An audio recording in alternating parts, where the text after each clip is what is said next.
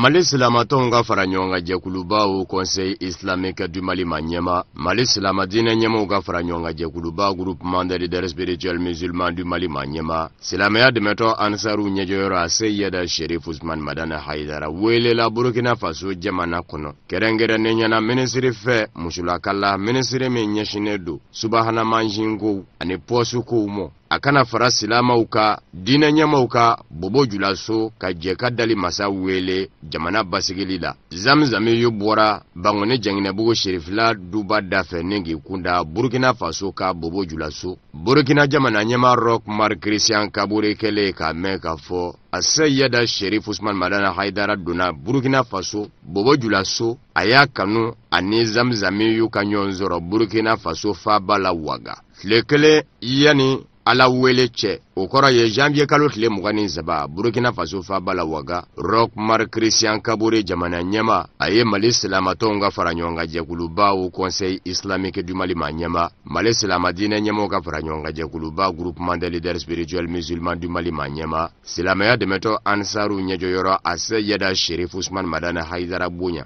ni jala ye Burkina jala minye jala kerengere ninyi nati dabe deshila ou quoi la plus haute distinction honorifique. Officier de l'ordre de l'étalon, Rock Mar Christian Kaboureye, Aseyeda Sherif Ousmane Madana Haidara Koye, ka sabuke, Chesiri Uminume Allah, Jamana ou Basigila, ka damina ere fasola, kata se dafe jamana umo, mabado, ma lamenendo, ale ere ka jamana kona Burkina Faso, ma weleli la kata alamo, Rock Mar Christian Kaboureye kanu. Burkina ka de bela jele tokola kanimbonya bayinge Mali Silamatonga Faranyonga Jekuluba au Conseil islamique du Mali Manyema ye ministre min nyeshinedo marayoro ko mo ni ministre d'état do bawo Burkina ministre d'état odeye ni nanywana jala dibaye na manya kwa bike difenye o kele kofe jamana nyema ka yamaruya kono ka jala inda bani dishila bani sorola ka segi kana bobo julaso ani bobo julaso dine nyemo Burkina Faso dine nyemo ka jeka ala wele ka beni juma janvier kalo tlimuga ani naninye obonya masegi ngene de sigira senga Mali Silamatonga Faranyonga Jekuluba au Conseil islamique du Mali bolo farafe mime sigida galela na nyema yabe a Sheikh Mahamadou Cissé bolo sebeni ngoro ka Burkina Faso jamana de bela jele wale nyumando Mali bela jele togola sebeni ngoro résidence Sherif Lala dine nyemo la dala nyemo Burkina ka ukala sigide mimbe anga jamana kono Burkina togola okumbe Mali ministre nyema Dr Boubou Cissé ale nona bilale kundo keneka katase ministre warawmo inafo dina ko ni badoko ministre me nyashinedo Mali ni jamana wara ni nyonje ko nyana bo mo o fene kuma keneka chrétien dina nyemo le grand chancelier des ordres nationaux ale fene kuma keneka ambalaka ubela jele yenyon zoroy Rahman Rahim Allahumma salli ala sayyidina Muhammadin wa ali Muhammad wa sallim ambe Allah subhanahu wa ta'ala tanuka walin mandon ka barkada ka sedi ciba sulman nga anaka sodu nge salman aga sahaba bawo ani mo tura dine ni mano faka se kiyama donga o temenengo mo na ya sembo akono kolo kana anga wole jabibi ambi abela jelenfu ankala mo a Sayyid Sherif Ousmane Madana Haidara komi awbela jelema kalama bonyekera ye Burkina Manyema fe medayla medamini uka jamana meday kodani alhamdulillah rabbil alamin awni Sayyid Sherif Ousmane Madana Haidara be commune kelen ne kono no e commune enyi ko in jarabe nga jarawnde katebe beka sabu gadaka ananu be sigiro kelena o kama commune en bureau mo bela jelen farla nyonga antara kata foli ke ankara mo ye katlaga tare katlaga barka da Burkina kawye nga o kofe angoni nti anti danima amefe ka kenewere sigi kenemi noye ala barka da kene ani Burkina Faso amanyema ani Burkina dem bela jelen olu barka da kene amefe ko sigi noye ni kenenyi o ni ala sonama nga awnye sirtili de basier anga nyema ube no ye bureau national antara nye foku ye no ye ankara mo Ibrahim Kontawe akoni njara ko sebe ay resigilembe kenenga antara anga nyema ko fana fe no ye district ye sabu an lo ne district de la anya nyefo no ye an karamɔgɔ n'an fa Bamusa Ture a ko nin diyara ye kosɛbɛ a yɛrɛ fana bɛ kɛnɛ kan ko a bɛna kɛnɛ kan an ye ci bila ka au conseil AMIP mɔgɔw fo ka taa se an ka association INAFEM ka s'a bɛɛ lajɛlen ma u bɛɛ lajɛlen bɛ kɛnɛ kan nka hakilila bɔra anw na an y'a sɔrɔ bɛɛ sigilen don ka nin makɔnɔ wa nin ka di bɛɛ ye wa bɛɛ ko a bɛna fana wa bɛɛ nana o kumana kuma tisi t'anw fɛ ka mɔgɔw fo k'u waleɲuman dɔn k'u barikada k'a ɲini Alahu subahana wa taala fɛ nin médaille min dili kɛlen filɛ nin ye Ala k'a kɛ hɛrɛ ye Seydou Ousmane Madani Hayidara ma a n'a ka denbaya bɛɛ lajɛlen ye mɔgɔ mɔgɔ nana an ka kɛnɛ wele jaabi an b'a bɛɛ lajɛlen fo k'a bɛɛ lajɛlen waleɲuman dɔn an tɛ ɲinɛ karamɔgɔ yɛrɛ ka cabinet kɔ ani Ansar Dine min n'olu kɛlen don k'u bolo don an karamɔgɔ kɔrɔ fo k'a se bi ma an b'u bɛɛ lajɛlen fana fo o kumana n'an bɛ danni ma k'a fɔ wassalamu alaikum wa rahmatulahi taala wa barakatuhu. A Sheikh Ibrahima Kontaw ni ale ye Mali silamatɔnw ka fara ɲɔgɔn kan jɛkuluba Haut Conseil Islamique du Mali ɲɛma dangangale ye a fɛnɛ tun bɛ kɛnɛ kan a ye fɛn minnu lase an ka jɛ k'a ɲɛmadaw fɛ. Rahmanirrahim. Alhamdulillahi rabbil alamin. Wassalatu wassalamu ala al-mab'uthi rahmatan lil alamin. Muhammadin bin Abdillahi wa ala alihi wa sahbihi wa sallama tasliman kathira. Mbalemaw silamɛya foli badenya ni kelenya ani ɲɔgɔn minɛ ani ɲɔgɔn kanu ka foli. Assalamu alaikum wa rahmatullahi ta'ala wa barakatuh. Bidon an nusa jalen do nusa jihad mi n'a y'a sɔrɔ an da tɛ se ka a bɛɛ lajɛlen fɔ min bɛ an kɔnɔ bonya min n'a dira Mali bɛɛ lajɛlen ma ka tɛmɛ an ka diina ɲɛmɔgɔ n'o ye Sheikh Sherif Ousmane Madani Hayidara ye bonya min n'a tɛmɛna ka sira la ka na Mali Haut Conseil Islamique Mali diina bɛɛ lajɛlen Maliyɛn bɛɛ lajɛlen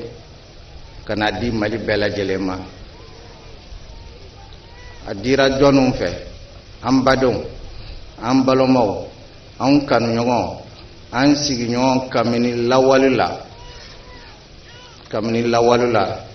ni Mali ni Burkina bonya ani karama ani ɲɔgɔn minɛ ani ɲɔgɔn kanu de b'an ni ɲɔgɔn cɛ n'o taara o bonya ana kanu k'o ɲini ka di an ka diina ɲɛmɔgɔ ma ne ye Sherif Ousmane Madani Hayidara o kɛnɛ na an ka maaba minnu n'u nana o bonya d'an kan an ka jamana ɲɛmɔgɔw a faamaw minisiri minnu bɛ yan n'u nana an bonya an ka kɛnɛ na an b'u fo ni k'u wale ɲuman dɔn an ka diina ɲɛmɔgɔw Mali diina wɛrɛ minnu bɛ yan n'o ye kerecɛnya diina ye a ɲɛmɔgɔw u bɛɛ lajɛlen nana an bonya an ka kɛnɛ in kan a diyara an ye a bonyana an ma silamɛya tɔnba minnu bɛ yan a bɛɛ lajɛlen ɲɛmɔgɔw bɛ yan nɔ u nana an bonya an ka kɛnɛ kan kɛnɛ n'i ko i bɛ mɔgɔw wele kelen kelen la discours bɛ da an kelen ma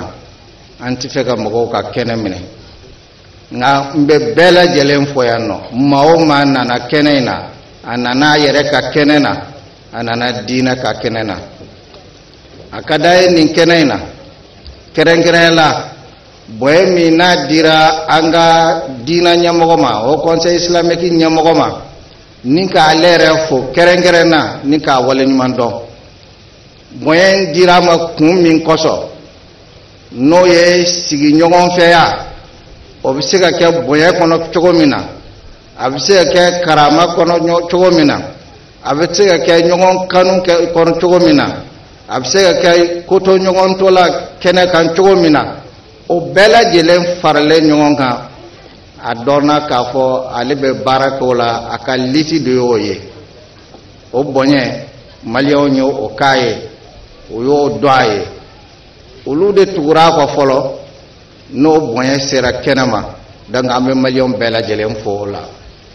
mais an ka jamana min n'o ye Burkina Faso ye n'o ka ambassadeur kɛlen bɛ k'u représenter yan Mali bɛɛ lajɛlen tɔgɔ la Mali diinɛ mɔgɔw tɔgɔ la silamɛ diina ni diina wɛrɛ minnu bɛ u bɛɛ lajɛlen tɔgɔ la an b'a fɔ k'a waleɲuman dɔn ni ka ci d'a ma an ka diina mɔgɔ bɛɛ lajɛlen tɔgɔ la a k'a di an balima minnu bɛ Burkina Faso a diina bɛɛ lajɛlen an b'u bɛɛ lajɛlen fo u ye bonya min di an ka diina ɲɛmɔgɔ ma u y'a di Mali bɛɛ lajɛlen ma ni ka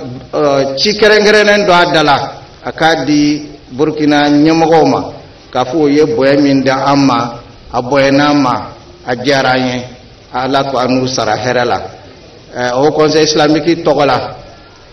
Cherif Ousmane Madani Haidara n'o y'an ka président ye ale tɔgɔ la bonya in y'ale ka bonya ye mais au conseil ka bonya do malien bɛɛ lajɛlen ka bonya do an bɛ dugawu kɛ Ala k'a kɛ a dira kun min na n'o ye fitina min b'an ka jamanaw na ɲɔgɔn faamubaliya min b'an ka jamanaw na fɔɲɔgɔnkɔya min b'an ka jamanaw na diinɛ mɔgɔw ni ɲɔgɔn cɛ mɔgɔ tɔw ni ɲɔgɔn cɛ Ala k'o kɛ sababu ye k'o fitina bɛɛ lajɛlen ban Ala ka basigi di an ka jamana ma Ala ka ɲɔgɔn faamuya di an ka jamanaw ma Ala ka kɛlɛya ni bɛn di an ka jamana ma an bɛ minnu ye nin organiser commune 1 haut conseil islamique ka fara u dɛmɛbaaw kan u bɛɛ lajɛlen ka foli n'u ka waleɲuman dɔ bɛ kɛnɛ in kan anw de ka baara dɔ mais u y'an kɔn u m'an kɔn fana anw de b'a kɛ ɲɔgɔn fɛ Ala ka n'u sara hɛrɛ la wassalamu alaikum wa rahmatullahi ta'ala wa barakatuh. Monsieur le ministre des Affaires religieuses et du culte, Son Excellence l'ambassadeur du Burkina Faso au Mali, Monsieur le grand chancelier des ordres nationaux du Mali, Monsieur le président du Haut Conseil islamique du Mali, Monsieur le président de l'AGMPM, Dr Nou Agim Fayatara, Monsieur le représentant du Premier ministre, chers invités, distingués et honorables invités,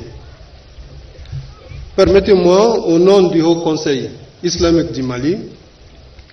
au nom de la communauté religieuse du Mali, au nom de la communauté musulmane en particulier, tous les imams du Mali, par ma voix, Excellence, Monsieur l'ambassadeur, vous demande de transmettre nos chaleureux remerciements et nos vives reconnaissances à Son Excellence, le président de la République, chef de l'État du Burkina Faso, Roch Marc Christian Kaboré, pour avoir honoré le peuple malien, pour avoir honoré les oulémas du Mali. La distinction donnée à Cherif Ousmane Madani Haidara, qui est l'officier de l'ordre de l'étalon du Faso, vous l'avez donnée à tous les imams du Mali. Vous l'avez donnée à tous les oulémas du Mali. Au nom du Haut Conseil islamique, il me charge de vous dire, de transmettre les vives reconnaissances au président de la République, au Premier ministre du Burkina Faso et à tous les membres du gouvernement. Par la même occasion, Excellence, permettez-moi de remercier tous les oulémas, tous les érudits du Burkina Faso pour avoir accompagné Cherif Ousmane Madani Haidara dans sa mission. Cette reconnaissance au président du Haut Conseil islamique du Mali qui vient saluer ses efforts dans le cadre du renforcement de la paix, la cohésion sociale, l'existence pacifique, répond également aux préoccupations de nos chefs d'État dans le cadre de l'intégration des peuples de l'Afrique. C'est pourquoi, Excellence, le Haut Conseil islamique du Mali n'est pas surpris que ce soit le président Roch Marc Kaboré qui donne cette décoration à Cherif Ousmane Madani Haidara, du fait que son Excellence lui-même est engagé aujourd'hui dans le cadre de l'intégration africaine. Donc ce n'est pas une surprise pour nous. Encore une fois, au nom du Haut Conseil islamique du Mali, au nom de tous les imams, nous le remercions et nous prions pour lui, nous prions pour le peuple frère du Burkina Faso. Il vient par ce geste démontrer que ces deux peuples en réalité ne font qu'un. Il y a des années de cela, Cherif Ousmane Madani Haidara, il abandonne famille et disciples pour séjourner au Burkina Faso, prêcher la bonne parole, donner une réponse doctrinale à ce que nous appelons aujourd'hui l'extrémisme religieux ou le terrorisme. Il a fait beaucoup d'efforts dans ce sens dans tous les pays de la sous-région. Donc si aujourd'hui le président, le peuple burkinabé reconnaissent ces efforts dans ce sens-là. Nous ne pouvons que remercier le président de la République du Burkina Faso, remercier le peuple burkinabé et leur dire que nos prières, nos bénédictions les accompagnent pour qu'ils puissent relever les défis de la sécurité, les défis du développement. Nous sommes les deux pays confrontés à ce problème de sécurité aujourd'hui, à ce problème de développement, et nous allons nous donner la main, redoubler les efforts pour que ces deux pays-là puissent surmonter ces obstacles-là. Et sur ce, je vous remercie, je remercie tous les assistants. Assalamu alaikum wa rahmatullahi wa barakatuh. Zamzami yo ka baara bakele daduna o la kɛnɛ in kan Burkina Faso jamanadenw n'a ma ɲɛmɔw waleɲuman dɔn dɔ Mali silamadinɛ ɲɛmɔw ka fara ɲɔgɔn kan jɛkuluba groupement des leaders spirituels musulmans maa min kumana o tɔgɔ la Cheikh Mohamed Musa Diallo an ka jɛ k'a ɲɛmada. أعوذ بالله السميع العليم من الشيطان اللعين الرجيم وأزكى صلوات الله وتسليماته على الحبيب الأمين سيدنا المصطفى المجتبى المنتقى رسول الله الفاتح لما أغلق والخاتم لما سبق ناصر الحق بالحق والهادي إلى صراط الله المستقيم وعلى آله وصحبه حق قدره ومقداره العظيم وبعد فالسلام عليكم ورحمة الله تعالى وبركاته. أني سوديالين أنا ministry dina ministry ani encore ke Sid Sirif Ousmane Madana Haidara ani dina warawu ka représentant munumbe ya ani ambara nyogon au conseil islamique mo munumbe ya ananga almami ba ani anfa Ishaq Traoré ani Burkina ambassadeur Mali kono ya ani encore ke général Guèye ani nabaga bɛɛ lajɛlen an tɛna se ka bɛɛ tɔgɔ fɔ bɛɛ lajɛlen folen don i sigiyɔrɔ la ni n filila kuma in na u tɛna jigin na ka d'a kan u b'a fɔ ko nisɔndiyabaatɔ n'i ko k'a ka tasuma fifa n'a daji m'a fa a nunji b'a faga an nisɔndiyalen don an kɔrɔkɛ ani an karamɔgɔ ani groupement de leaders spirituels an ka ɲɛmɔgɔ ba n'o ya Seyid Sirif Ousmane Madani Haidara ye a ye bonya min sɔrɔ jamana kɔfɛ kumabaga dɔ y'a fɔ sisan jamanadenw de ye Sirif Ousmane Madani Haidara bonya yira yanni jamana wɛrɛw k'a kɛ an ka jamanakuntigi an bɛ foli k'a ye nin y'a san 3 ye ale ye Sirifukɛ décoré ani anw bɛɛ lajɛlen ɲɔgɔn fɛ ka chevalier de l'ordre national du Mali k'o di a ma donc ni jamana wɛrɛw nana o baara ɲɔgɔnna kɛ an bɛ nisɔndiya an b'u barikada o y'a sɔrɔ jamana yɛrɛ y'a kɛ fɔlɔ olu ta nana jamana ta kɔfɛ n'a y'a sɔrɔ jamana wɛrɛ de tun ye nin kɛ a tun bɛ kɛ i n'a fɔ anw maliyɛnw an ma Sirifukɛ bɛ baara min na jamana ye a bɛ kɛ i n'a fɔ an tun m'a dɔn n bɛ deli k'o de fɔ maa bɛ se ka ban Sirifukɛ ma n'i ye diinɛmaa ye mais i tɛ se ka ban fo n'i y'i ɲɛ ci a ye baara mun kɛ jamana kɔnɔ i b'o ye Bamakɔ dɔrɔn tɛ n'i bɛ Kucala n'i bɛ Sikaso n'i bɛ Mopti n'i bɛ Mali fan o fan n'i bɛ Burkina n'i bɛ Côte d'Ivoire n'i bɛ Niger n'i bɛ Sénégal ina muso dɔw n'u ka misɔrɔ siri cogo ye olu y'o misɔrɔ sigi cogo kɛ k'u sutura cogoya min na i n'a dɔn u sen fɛ hali n'i t'u tɔgɔ dɔn i t'u jamu dɔn i b'a dɔn ko ninnu ye a Seyid Sirif Ousmane Madani Haidara ka kalandenw ye e min bɛ dɔ wɛrɛ fɔ an tɛ ka kalanden ko kibariya kalama an t'i ta ka kalanden ye yɔrɔ la an ma maa dɔn min ye musɔrɔ siri i sababu la an ma maa dɔn min ye jɛnɛya dabila i sababu la an ma maa dɔn min ye nkalontigɛ dabila i sababu la Sirifukɛ ye maa miliyɔnw k'u bila u k'u engagé u ni Ala cɛla ka layidu di Ala ma k'a fɔ u tɛ Ala janfa hakilila baara ye nin de ye silamɛya baara Ala ko wa qul i'malu fasayara Allahu amalakum wa rasuluhu a ye baara de kɛ kuma in tɛ dɛ nɛnni tɛ dɛ silamɛya ye baara de ye Alakira ye baara de kɛ sallallahu alaihi wasallam o baara de nɔ bɔra an kɔrɔkɛ fana a ye baara de kɛ o baara an b'o fruit an b'o de la wa shirifkɛ nin fitinin de y'a la nin ye diɲɛ ta ye lahara ala bɛna sara min di parce que alakira ko sallallahu alaihi wasallam i ka maa kelen kanan k'o bila ala ka diinɛ sira fɛ o ka di ala ye i ka ɲaamɛ suluw caman di k'a kantigɛ k'a di alahu subhanahu wa ta'ala ma maa kelen ka kanan i sababuya la o de ka di ala ye ka tɛmɛ fɛn bɛɛ lajɛlen kan e ye maa ba yirikaw maa miliyɔn k'u kana k'u bila u tɛ suɲɛli kɛ u tɛ jɛnaya kɛ u tɛ namara kɛ u tɛ don kalabanciya la ni karamɔgɔ bɛɛ sera k'o ɲɔgɔn kɛ citoyenw ka u engagé o cogo la u jamana ye n'o kɛra dɔ na bɔ sɔrɔsi tata la dɔ na bɔ polisi tata la dɔ na bɔ gendarme tata la parce que ni jamanajɛn bɛɛ y'i kali n tɛ suɲɛli kɛ n tɛ dulɔ min n tɛ janfa kɛ n tɛ namara kɛ mais n tilen ala ye o nɔ na ye hali an ka circulation na hali n'a ma datugu dɔ bɛ bɔ a la kura min bɛ ka jɔ an mago tɛna jɔ olu la donc silamɛ dun ka baara diɲɛ sara ye fitinin de y'a la belebele o bɛ di lahara de an bɛ dugawu kɛ ya rabi shirifkɛ ala ka sijan ni kɛnɛya ani labanko ɲuman ala k'a di an n'a ma donc groupement bɛɛ lajɛlen tɔgɔ la an ka vice président fɔlɔ min da mɛ shirifkɛ kan ni ne bɛ sɔrɔ ka da o kan o ye Cerno Hadi Cam ye ale ma yan sɔrɔ nka bɛɛ lajɛlen groupement maa bɛɛ lajɛlen a cɛ n'a muso a denmisɛnnin n'a maakɔrɔba Mali silamɛ yɛrɛ bɛɛ lajɛlen an nisɔndiyalen don nin bonya min kɛra an karamɔgɔ ye an b'a fɔ bonya in ye an fa an b'a fɔ Burkina ambassadeur ye a k'an ka foli lase Burkina président ma ani Burkina ɲɛmɔgɔw bɛɛ lajɛlen ani Burkina diinɛ ɲɛmɔgɔw bɛɛ lajɛlen Burkina ni Mali anw de ye kelen ye ani Burkina karamɔgɔw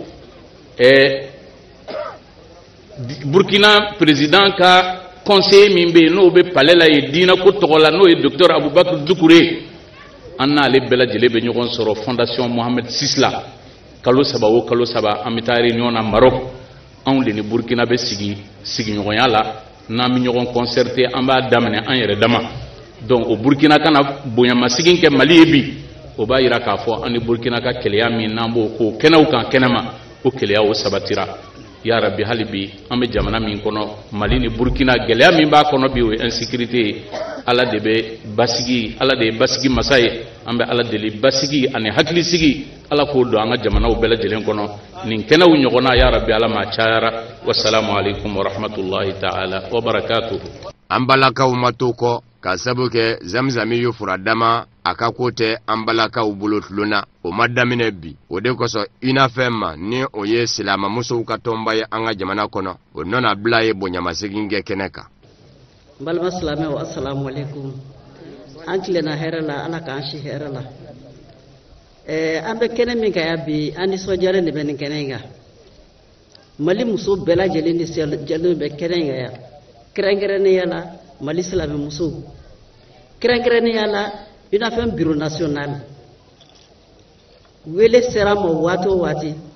an bɛ wuli ka na Usmani Madani Hayidara ka wele jaabi ka da kan an ka ko taabolo ko ni jinin na an mɔgɔ ma s'a ma foyi den kelen na n'a sigilen tora n'o baara kɔnɔna na Mali jamana y'a ka baara dɔn a ye Mali denw y'a ka baara dɔn a ye Mali musow y'a ka baara dɔn a ye n'a y'a sɔrɔ mɔgɔ ye Usmani kɔrɔta hakila musow bɛ ɲɛfɛ han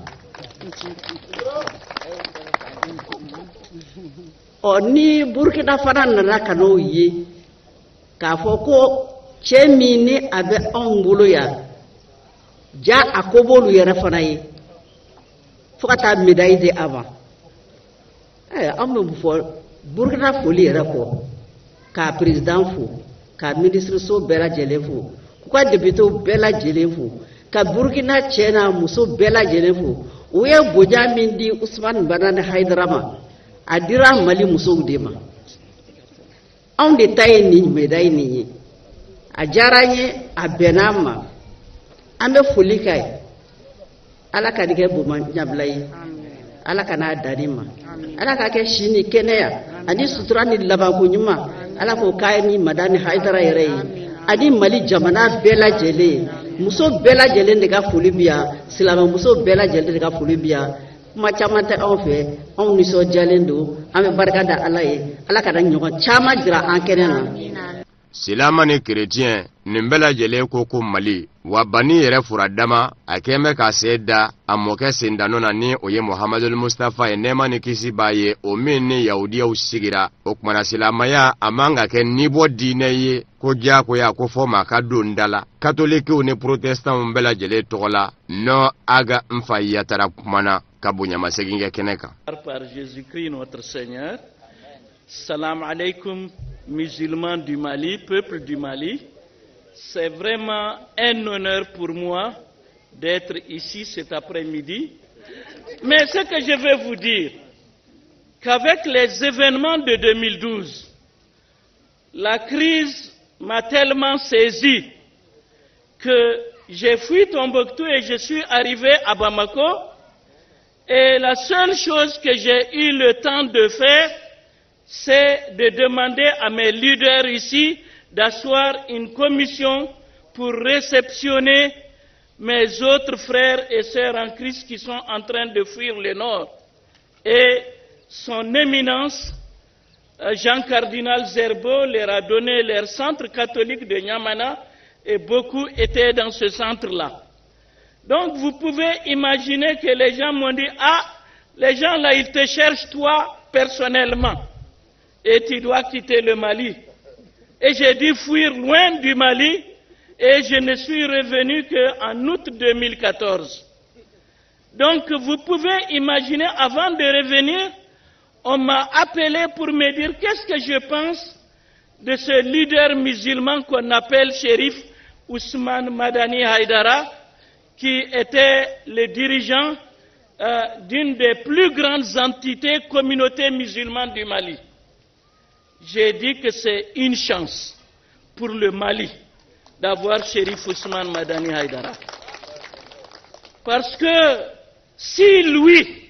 avait la même position radicale que ceux qui nous ont envahis, dont la plupart on ne sait même pas d'où ils viennent, ça n'était fini du Mali il y a longtemps. Mais nous avons discerné aussi en Chérif Ousmane Madani Haïdara le bon disciple du prophète Mohammed, le messager d'Allah pour les musulmans. Parce que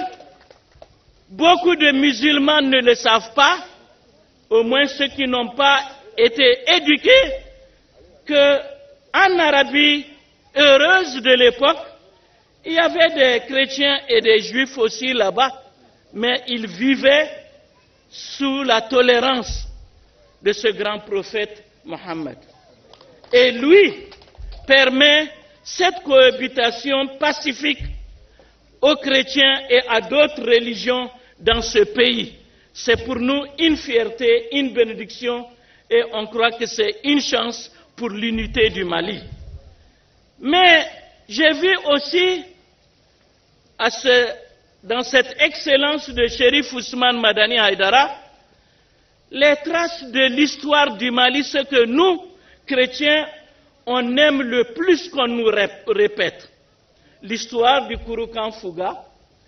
Kouroukan Fouga, la constitution, première constitution du Mali, plus vieille que beaucoup de nations, de constitutions de beaucoup de nations, même occidentales, à plus forte raison africaine. Quand cette constitution-là se faisait, il y avait un marabout là, M. Djané Sissé. Et pourtant, la constitution a été faite pour la tolérance, la vie de tous les Maliens de l'époque, qu'ils soient musulmans ou idolâtres ou féticheurs ou je ne sais quoi. Et c'était heureux, et jusque de nos jours, le monde fait référence à cette constitution du Kouroukan Fouga. Et on voit que le shérif Ousmane Madani Haïdara a gardé cet esprit et nous ne pouvons qu'être reconnaissants pour cela. Shérif Ousmane Madani Haïdara a aussi gardé l'esprit probablement du roi du Mali le plus célèbre, Kankou Moussa. Il a fait le pèlerinage du musulman malien le plus grand. Je doute qu'un Malien musulman puisse jamais faire un pèlerinage aussi grand que celui de Kankou Moussa. Et il a laissé marquer à son retour de son pèlerinage aussi des grandes traces du Mali. Et rien que dans ma région, il y a la grande mosquée de Djingarayber. Et au nord de chez moi, la mosquée d'Agadir, d'Agadez, je ne parle pas des autres choses dans son propre royaume au sud. Mais ce que j'aimerais dire, voilà un roi qui était musulman, mais il a gardé l'esprit de tolérance à tous ses concitoyens jusqu'au bout. Il est un digne fils de Kankou Moussa. Il était aussi un digne fils des savants de la mosquée de Sankoré de Tombouctou. Tombouctou, à son apogée du 15e, 16e siècle, avait des juifs, avait des chrétiens, avait des vaudous. Et pourtant, Tombouctou a rayonné par son islam dans le monde entier. Merci, Chérif Ousmane Madani Haïdara, d'avoir gardé aussi cet esprit-là. Donc, j'ai dit que le shérif est une chance pour le Mali. Ça ne nous étonne pas qu'il soit honoré par un pays, le Burkina Faso, qui est réellement un pays des mêmes cœurs et des mêmes poumons que nous. Et nous ne pouvons que prier que Dieu nous prête, nous tous, Chérif Ousmane Madani Haïdara, et qu'il l'honore davantage et qu'il lui accorde longévité et prospérité. Je vous remercie. Jala yɛrɛ nana na cogo min na Burkina Faso lasigiden a y'i da don la k'o walawala. Jala min sɔrɔ cogo min na danfaraw minnu bɛ jalaw ni ɲɔgɔn cɛ, jala siya sabaw minnu bɛ Burkina. Chevalier ni o ye dugumataw ye, n'a kɛra officier kunda ye, o y'a sele ye sanfɛ da dɔ mɔ. Officier de l'ordre de l'étalon, o ti di bɛɛ mɔ. K'a sabu kɛ o ye jala kɛrɛnkɛrɛnnen ye, nka dira ma kɛrɛnkɛrɛnnen de fɛnɛ mɔ Burkina Faso jamana ɲɛma Roch Marc Christian Kabore fɛ. Lasigiden y'i da don la nazaraka cɛɲi na. Monsieur le ministre des Affaires religieuses et du culte, Messieurs les représentants des membres du gouvernement, Monsieur le Président du Haut Conseil islamique du Mali, Monsieur le Grand Chancelier des Ordres nationaux, honorables invités, Mesdames, Messieurs, sur invitation de Madame Adja Fatoumata Ouattara Sanou, ministre de l'économie numérique et des postes du Burkina Faso, présidente d'honneur de l'association Willy Abobo Dioulasso, le président du Haut Conseil islamique du Mali, Monsieur Chérif Ousmane Madani Haïdara, a effectué une visite à Bobo Dioulasso dans le cadre d'une cérémonie de prière pour la paix et la cohésion sociale au Burkina Faso, dans la sous-région et dans le monde, aux côtés d'autres leaders religieux, de musulmans, de chrétiens et de coutumiers. Monsieur Chérif Ousmane Madani Haïdara, à cette occasion, a été reçu en audience par son Excellence Monsieur Roch Marc Christian Kabore, président du Faso, le 24 janvier 2020 à Ouagadougou. Le président du Faso a décidé de discerner une distinction honorifique en l'honneur de son invité de marque. C'est ainsi que M. Chérif Ousmane Madani Haïdara a été fait officier de l'ordre de l'étalon par les hautes autorités du Burkina Faso et la médaille lui a été remise par le ministre d'État, ministre de l'administration territoriale et de la cohésion sociale, au cours d'une cérémonie empreinte de solennité. il y a lieu de préciser qu'au Burkina Faso, il existe 3 catégories de distinction honorifiques. Il y a les ordres nationaux, les ordres spécifiques et les médailles commémoratives. Les ordres nationaux sont composés de 2 ordres. Il y a l'ordre de l'étalon et l'ordre du mérite burkinabé. L'ordre de l'étalon qui nous concerne ce soir est la distinction honorifique la plus élevée qui récompense le mérite personnel et les services éminents civils ou militaires rendus à la nation. Tout citoyen burkinabé peut être admis dans l'ordre. Les étrangers y sont admis à titre exceptionnel. La décoration de M. Chérif Madani Haïdara, c'est l'émotion, Excellence, c'est l'émotion. Nous sommes fiers de ce que vous faites. La décoration de M. Chérif Ousmane Madani Haïdara est la marque de considération que les plus hautes autorités du Burkina Faso ont manifestée envers l'un des hommes les plus populaires du Faso et surtout reconnu comme celui qui incarne la paix à travers la sous-région. Monsieur le Président du Haut Conseil islamique du Mali, je vous adresse, au nom du peuple burkinabé et à mon nom personnel, toutes nos vives félicitations. Merci pour ce que vous faites pour la paix dans la sous-région. Je vous remercie.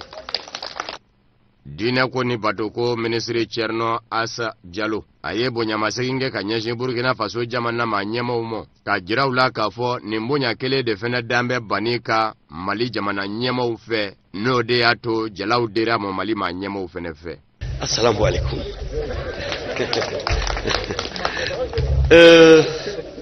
Mba feka minfo bani kani jonjon sorobi Burkina jamana na kuna wolodo sewado ama min nyini ma kumbe ka min barake on be banin no fe an be banin don cerno ni banin ka côté ministre ni ansardini président ka koyi on kumbe bankoni de la an be sika kono ka la ma an be bikini papier ta ne je suis très curieux mbala memba sebembe ta vérifier c'est depuis au wati donc on la mona majigi ni e wali nyuman donde la donc ne ka dina donya bani sembala o tebiye donc ka don ka fo ay femin sorobi femin umbe kadama bi o manate barado abala kabini mauma famu ya fo mau ya famu ya fo mau yere ba kelekere ale sisano donc ni Burkina ni masake yayi ka bonya di banima o kono nana ka jonjon dama ay jamana kuna wulu aya yira kwa be bara mina bara nyumando mai jamana kuntige la Haji Ibrahim Boubacar Keita fana kuna wolo bari o de la ka don ina fa Mamadou Moussa ya fo chugumi ka fo ani fendo kaka ko dama do yoye o kwana kaka bari jamana ni be hukumu min kono bi foi tise ka mbwa kono ni islamé nyemgo ni islamé ni dina nyemgo ka duwa unu ka ala delite bari jamana min sigira islamé yaka ala delika ni fem fe yo soro be ala de wele ka o kalifala kaye Burkina fana sona no de fongo Burkina be comme sonku le cœur o fam flam mba ke sonku dafale Burkina ni Mali betindi mimbu kambia banka maube faka ufea ube faka ufea yatime ube uba ufea e mau kera lunjurato ye dina tokola dina minte foye ni sondia ni kanuni benko ko yelema ko kesran fenye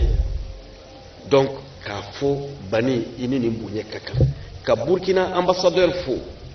ka fo ka jamana kuntigi El Haji Ibrahim Boubacar Keita ka foli do adaka lase abalima kena terike Marc Christian Roch Kaborema bari biteriate présidenteriate c'est historique c'est l'international socialiste alors donc Mali ni Burkina bi bani i kɛra kalamɛnɛ ye an bi ko halisa i ka duwawu ta jamana ye i ni diina mɔgɔw bɛɛ aw ka duwawu ta jamana ye jamana kalifalen do aw la tant qu'aw b'an kɔ fana an hakili bɛ sigi hakɛto b'a la sallallahu alaihi wasallam. Zamzamiyu ye wale ɲuman dɔn kɛ ka ɲɛsin diinɛ ɲɛmaw ma kɛrɛnkɛrɛnnen ɲɛna Burkina Faso diinɛ ɲɛmaw a taara fara olu minnu ka jɛ ka dali masa weleli kɛ ɲɔgɔn fɛ a y'u fo k'u wale ɲuman dɔn. Ala folen kɔ kuma jan wɛrɛ tɛ nin kɛnɛ in kan an bɛ fɔlɔ k'an ka président de la république Ibrahim Boubacar Keïta an b'a fo an b'a ka premier ministre fo k'a ka gouvernement fo ka Mali den bɛɛ lajɛlen fo minnu bɛ Mali kɔnɔ ani minnu bɛ Mali kɔ kan n'an bɔra yen an ka silamɛw ka ministre bɛ an fɛ yan ale kumana sisan an b'a fo o kɔfɛ premier ministre ka ciden bɛ yan an ka foli b'u ye o kɔfɛ jaladila yɛrɛw ka ɲɛmɔgɔba général ale fana b'an fɛ yan Gueye an b'a fo k'a wale ɲuman dɔn an ka dugutigi n'o ye Touré ale b'an fɛ yan Bamusa Touré an b'a fo k'a wale ɲuman dɔn an bɛ président Ishaq a fana b'an fɛ yan ka fara an ka chrétienso mɔgɔw kan ani an ka maaba caman groupement mɔgɔw la ani ne yɛrɛ ka adjoint au conseil islamique la n'o ye Kontawe ye an ka foli bi nabaga bɛɛ mɔgɔ o mɔgɔ se yɛrɛ se kɛnɛ kan an b'a bɛɛ fo Burkina ambassadeur bi yan a welela ka na nin kɛnɛ in kan ci ka don a da ka se Burkina président ma ka se Burkina gouvernement ma ka se Burkina ka bɛɛ lajɛlen ma jango an karamɔgɔw silamɛ ɲɛmɔgɔ minnu bɛ ani chrétien ɲɛmɔgɔw ani laadala kotigiw foli b'u bɛɛ ye tuma min na Burkina ni an taara fara an balimaw kan ani an karamɔgɔw kan n y'o de fɔ an karamɔgɔw ye Burkina Aidara mana ko a bɛna dugawu kɛ Burkina Aidara nana fara a karamɔgɔw de ka Burkina yan an ka jɛ ka Ala deli n'a bi ko yira a bi bɛn ni kelenya de yira an ka silamɛya y'an su ka kɛ nin de kan Alakira sallallahu alaihi wasallam a ye fɛn o fɛn gɛlɛya silamɛw ma bɛn do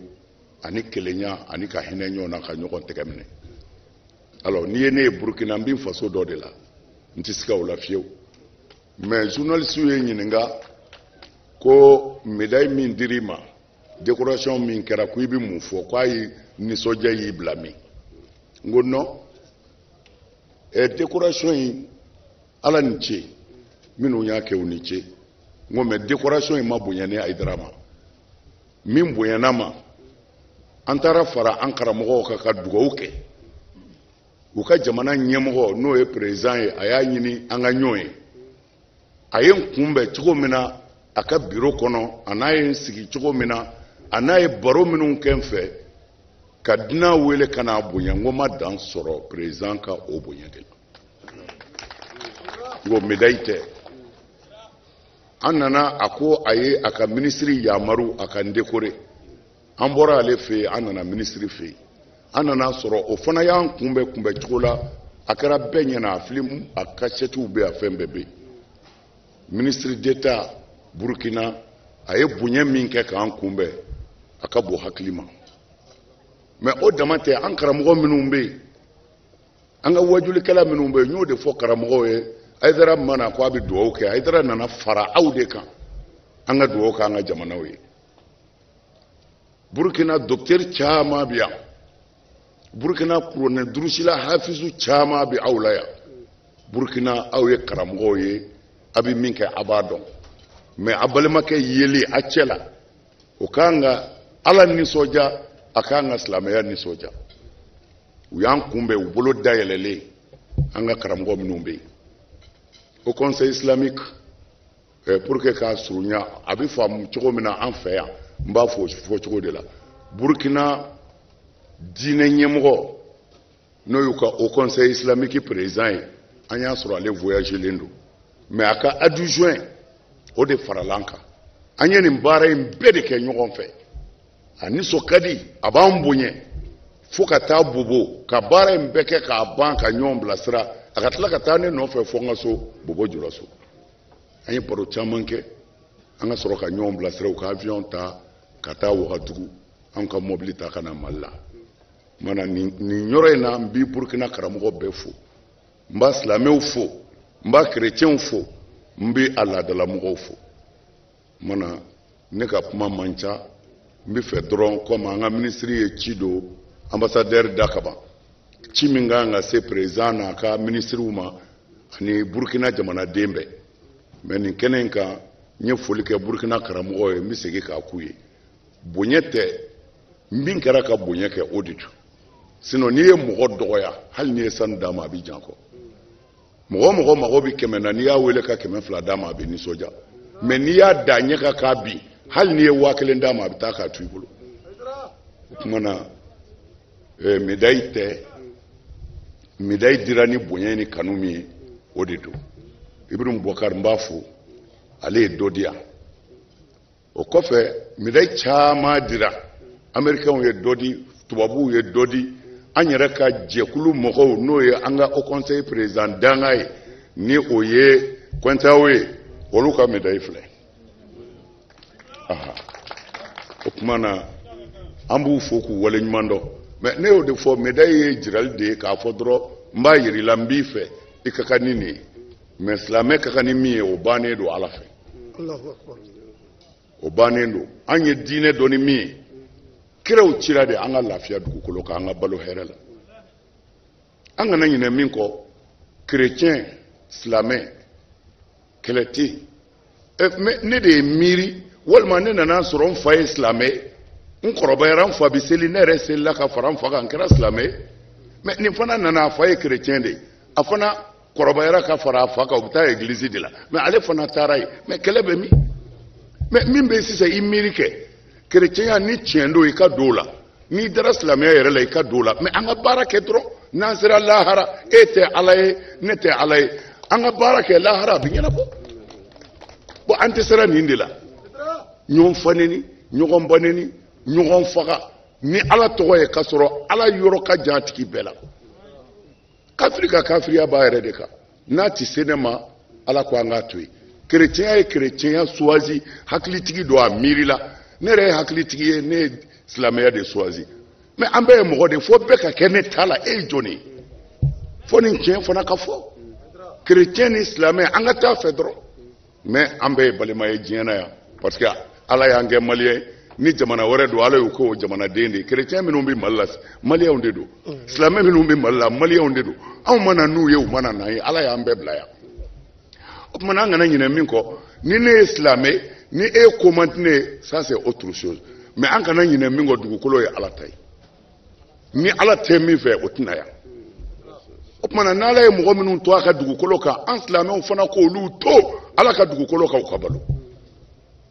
n'an sera lahara a bɛ ɲɛnabɔ bingani ni tɔɲɔli ni fo bɛɛ ka ne ta kɛ o ye nkalon ye Ala m'o fɔ Alakira m'o fɔ sallallahu ta'ala alaihi wa sallam o tuma na ne bɛ kuma surunya yan an balima minnu farala an ka nin baara in na k'aw fo k'aw waleɲuman dɔn aw sara bɛ Ala de bolo k'an ka diinɛ ɲɛmɔgɔw fo ka foli se Burkina faamaw fandaw ma ɲinɛ Jamiyat Ansar Din Islam u ye fɛn bɛɛ kɛ an ye nin tagali in na u sara bɛ Ala de bolo Ala k'an bɛɛ laban ɲɛ Ala ka hɛrɛ k'an ye salamu alaikum wa rahmatulahi ta'ala wa barakatuh. Baara kunjɛra ne dugawu don ye Bamakɔ misiriba alimami kɔkɛ kale fɛ. Salamu alaikum wa rahmatulahi wa barakatuh ta'ala. Ala k'an bɛɛ sɔrɔ ma Ala k'an kunnadiya Ala ka dɛmɛ d'an ma Ala ka sago ɲuman k'an ye nin dugawu jaabilen dogo ye parce que Alakira y'a fɔ maa o maa n'i ma jigin Ala b'i kɔrɔta nin kɛli nin ye dugawu jaabiba de ye maa maa bɛ yan nɔ Ala k'an bɛɛ lajɛlen mago dilan Ala k'an kunnadiya Ala ka dɛmɛ d'an ma mais silamɛw bɛ mun fɔ an ka kɛ ɲɔgɔn fɛ silamɛya a nana de an ka kɛ ɲɔgɔn fɛ adamadenw n'a kɛra ɲɔgɔn fɛ da la a ka ɲɔgɔn fɛ dusukun na baara in tɛ ɲa i bɛ diɲɛ ɲini o i bɛ lahara ɲini o a tɛ ɲɛ f'a ka ɲɔgɔn bonya ala yɛrɛ adamaden bonya adamaden bɛ se k'i banki i mɔgɔ ɲɔgɔn bonya cogo jumɛn na ala yɛrɛ ko ale adamaden da a y'a bonya fɛn o fɛn bɛ dugukolo kɔ kan ala y'a bɛɛ lajɛlen di adamaden de ma tɔɔrɔ o tɔɔrɔ b'an kan o y'an yɛrɛ ka ɲɔgɔn bɛnbaliya de n'an bɛnna dɔrɔn tɔɔrɔ bɛ ban o kumana an b'a fɔ rabbana atina fid dunya hasanatan wa fil akhirati hasanatan wa qina adhaban nar wa adkhilna jannati ma'al abrar ya ghafar salli subhana rabbika rabbil izzati amma yasifun wassalamu alal mursalin walhamdulillahi rabbil alamin. fana dɔ sɔrɔla ka labɛn naba bɛɛ lajɛlen ye an bɛ jɛ ka dugawu don kɛ jala min dilen filɛ nin ye bani mɔ ala ka k'a mɔ si ani kɛnɛya ye ka foli belebele ɲɛsin burkina faso jamana den bɛɛ lajɛlen mɔ a n'a jamana ɲɛmɔgɔw u ka bonya min diyara maliden bɛɛ lajɛlen ye bonya min diyara silama bɛɛ lajɛlen ye wasalamu alaikum warahmatulahi ta'ala wabarakatuhu.